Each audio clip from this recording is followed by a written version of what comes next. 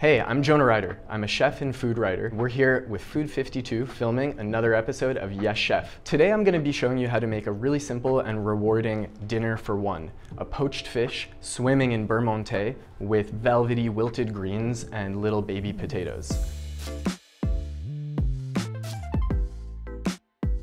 Poaching fish, in my opinion, is highly underrated. It involves submerging a little portion or loin of fish in hot but not boiling, not even simmering water or broth or stock, letting the fish just come up to this really buttery, flaky texture. What I love about the recipe is how endlessly iterative it is. This is a gorgeous loin of halibut that I picked up from my fishmonger this morning. This recipe, you could use nearly any fish. I think the best ones to work with are pretty thick, fleshy, white fishes. Halibut is great. I also was looking at tilefish, even cod or haddock could be wonderful. And the first thing I'm gonna do is portion the fish. I guess it's worth noting with a larger fish fillet, you'll see this sort of midline running down it. You have two options for how you wanna fillet it. You could just slice it into strips like this, but you can totally cut it down the middle, and this way you separate the thicker pieces from the thinner, and you're gonna get a little bit more even cook. I'm gonna cut the fish down the middle, right at this sort of bone line. You know, as you can see, before I cut through the skin, we have these two different thicknesses right here. You could totally slice it the other way and get different portions, but I'll make like about 2 little portions. My love for cooking was born out of really a love for hosting. I don't aim to be the best cook, but I do want to be an incredibly great host. And I think how you serve food matters so much more than what you're serving. A lot of my dishes start really simply, and I think the last mile of delivering the dish, whether it's to yourself or guests that you care about, is where most of the magic happens. So the first step here is to bring a pot of water to boil. I'm using about 2 quarts here, but really you're just eyeballing for enough water that you're going to be able to easily submerge this fish in there. Actually, first we're gonna season it with salt. This is the only thing that's gonna permeate the fish, really. I want this to be like pasta water salty. I think my parents inspired me greatly to host. They were hosting really wonderful dinner parties at a young age. Simple ones, sitting around our kitchen table, and the food was great, but the conversation was good. They would put on nice CDs. It made me feel very adult to participate in that, and it feels good to create a satisfying experience for other people. I'm a pretty frenetic and anxious person, and I think cooking and hosting in general is a really good use of my frenetic energy. We have the salty water. It's at this nice slight boil, and I'm perfuming it with the peel of a whole lemon. It already smells absolutely fabulous. I'm gonna throw a fistful of herbs in here. Thyme would be wonderful. The leaves will fall off and you'll get little flakes of thyme in the sauce. I think today I'm feeling autumnal and going to use some sage. I recommend salty water, peel of a lemon, and a fistful of herbs. Once we get those in, I'm gonna throw a handful of these little baby potatoes in the water. If you don't have tiny potatoes, you can totally use a regular potato and cut it up into pieces. I like these small ones because the texture is really creamy and they just look cute on the plate. But I'm gonna toss these in. If it feels crunchy when you poke it, it's not done. If it feels soft, it's done. If you are trying to cook a meal and get your place ready to host, it's too much.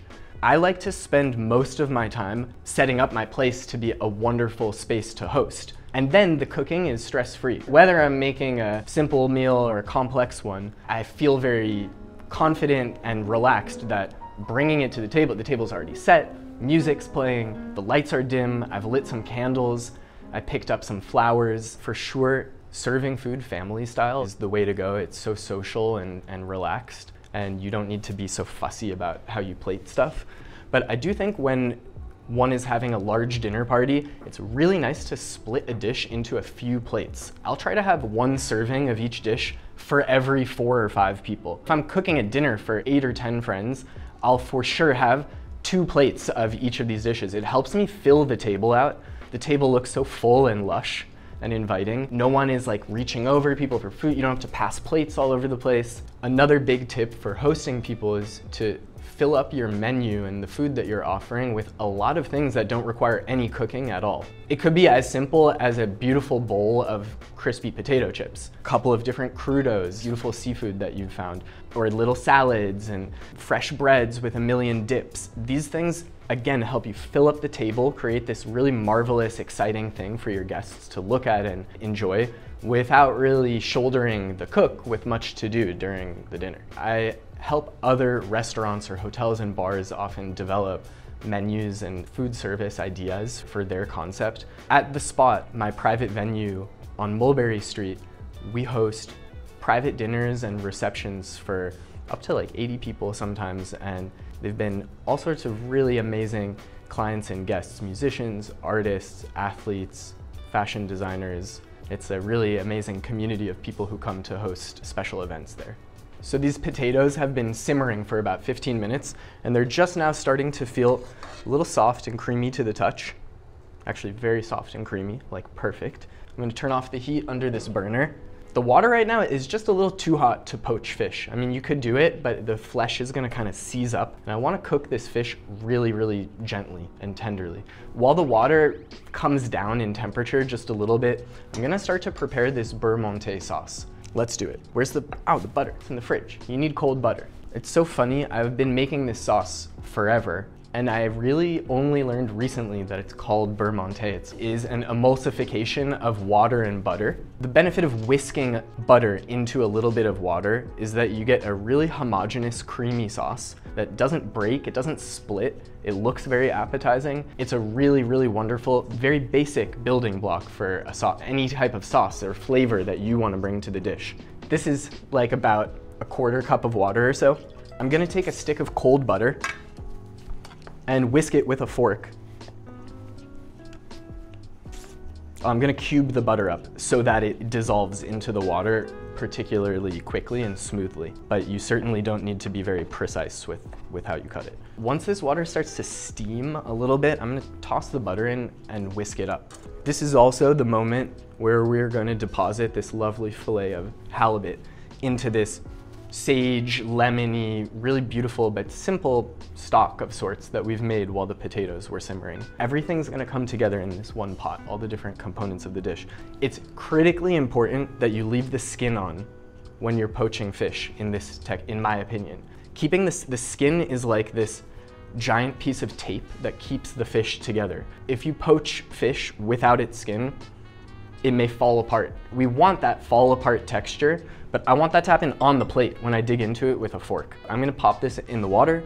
It's been cooling down now, probably 10 or 15 degrees below boiling. The temperature is gonna drop even more when I put this cold piece of fish in, and that's perfect. The water is simmering away. I'm gonna toss this butter in. And as you can see, it's a lot more butter than water. We're just emulsifying just a little bit of water into this butter. And you can see these flakes starting to form, these like exceptional, the texture of the fish is gonna be just great.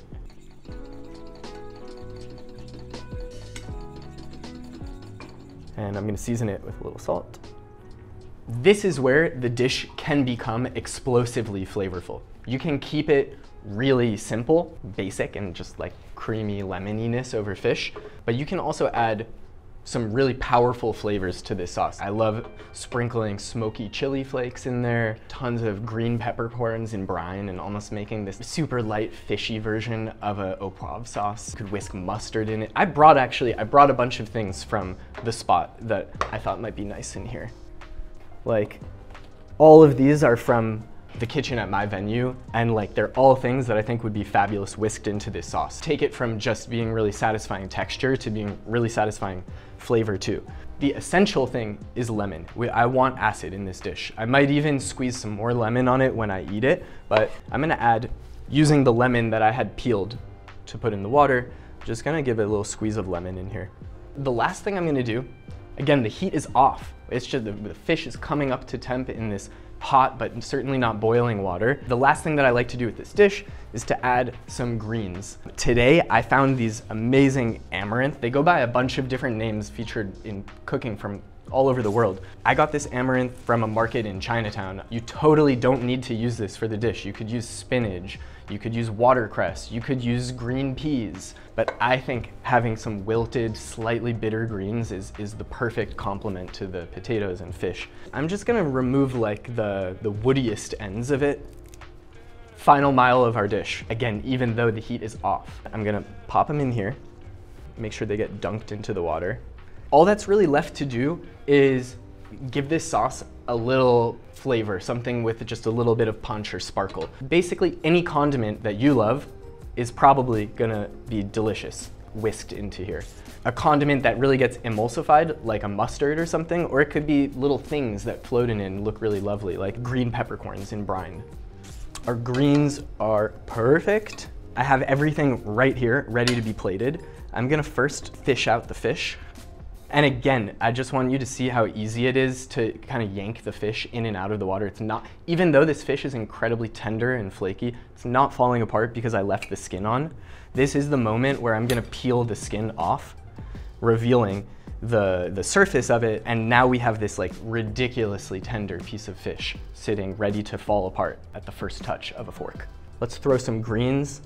The plating here is so relaxed and rustic. I'm really just surrounding the fish with the greens and the potatoes. I'm gonna make sure this sauce is still smooth. I'm gonna fold in a healthy amount of this salmon roe, really make it pop.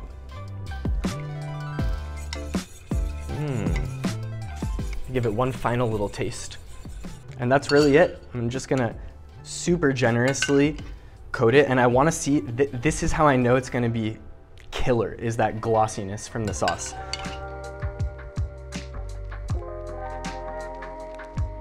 So there you have it. A super simple, beautiful, rich, but really light poached halibut swimming in this lemony beurre monté with salmon roe in this case, and some amaranth and little baby potatoes. Let's try this thing. Oh my God, the texture is just like unbeatable already. It's really amazing that something so simple can taste so deep. You can find this recipe on food52.com, and I hope you try it and enjoy it.